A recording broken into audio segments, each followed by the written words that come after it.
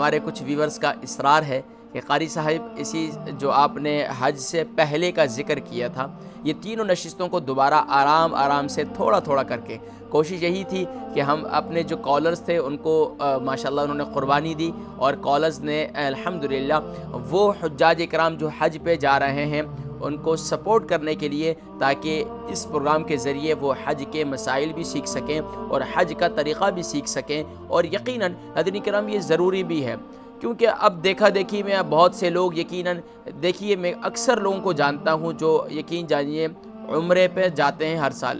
عمرے پہ جانے والوں کو میں بہت زیادہ جانتا ہوں، یقین جانیے کہ پیسہ خرچ کرتے ہیں اور پھر حج پر تو ڈبل اور ٹرپل.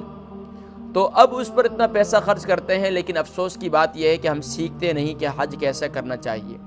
عمرے پہ جا رہے ہیں، بس 2 احرام کی چادریں پہن لی اور عمرے پہ جا رہے ہیں، اب نہیں معلوم کہ کیسا کرنا ہے.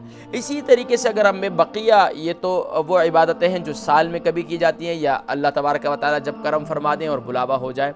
لیکن اس کے برعکس ہم نماز بھی پڑھتے ہیں، طہارت بھی ہے اور تمام مسائل ہیں. افسوسناک مرحلہ یہ ہے کہ ہمارے ہاں بچپن ہی سے اگر گھر میں الحمدللہ مسلمان گھرانے میں پیدا ہوئے ہیں تو اللہ کا شکر ہے، لیکن وہاں پر والد کو دیکھا، والد کس طریقے سے نماز پڑھ رہے ہیں، بچہ بھی اسی طریقے سے، والد کس طریقے سے وضو کر رہے ہیں اسی طریقے سے.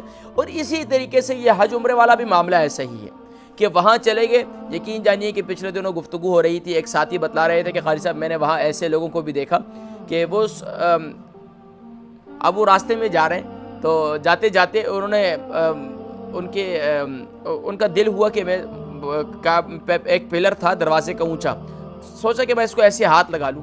اب وہ ایک نے ہاتھ لگایا تو پیچھے آنے والوں نے بھی ہاتھ لگانا شروع کر دیا، شاید یہ بھی کوئی رکن ہے. اور افسوسناک مرحلہ ہے کہ ہمیں خود آنا چاہیے. جس طریقے سے آپ دیکھ لیں عید کی نماز کا مسئلہ، عید کی نماز کو اتنا مشکل بنا دیتے ہیں کہ دیکھ رہے ہیں بھائی کسی نے ہاتھ چھوڑے ہیں تو ہم نے بھی چھوڑ دیے، کسی نے ہاتھ باندھے ہوئے ہیں تو ہم نے بھی باندھ لیے. خود سے نماز کا طریقہ یا خود سے یہ عبادتوں کا طریقہ ہمیں آنا چاہیے. اور یقیناً خوش نصیب ہیں کہ جنہوں نے الحمدللہ عبادتوں کو صحیح طور پر سیکھا بھی ہے، اور یقیناً وہ اپنی ان غلطیوں کو آج تک بھی درست کرنے کی کوشش کر رہے ہیں. لیکن ناظرین کرام ہمارے ہاں 2 قسم کے لوگ پائے جاتے ہیں. ایک وہ ہیں جو یقیناً اس کمزوری کا احساس کرتے ہوئے اپنی کمزوری کو دور کرنا چاہتے ہیں. یقیناً یہ لوگ یہ لوگ مبارکباد کے مستحق ہیں اور قابل تحسین ہیں. ایک وہ لوگ ہیں جو دین کے بارے میں یہ سوچتے ہیں کہ بس ہمیں آتا ہے، اگر کوئی انہیں بتلائے تو کہتے ہیں بس ہمیں معلوم ہے، لیکن جب حقیقتاً جب عبادت ادا کر رہے ہوتے ہیں اس وقت انہیں پتہ ہی نہیں ہوتا. وہ وجہ کیا ہوتی ہے؟ یا تو ایک شرم کے ماری ہوتی ہے، یا پھر ایک پراؤڈ کے بارے میں، مطلب یہ کہ ایک غرور ہوتا ہے یا پھر شرم ہوتی ہے جس کی وجہ سے ہم اس کا اظہار نہیں کرتے. تو دین میں نہ غرور ہونا چاہیے اور نہ گھمنڈ ہونا چاہیے اور نہ ہی اس میں شرم ہونی چاہیے.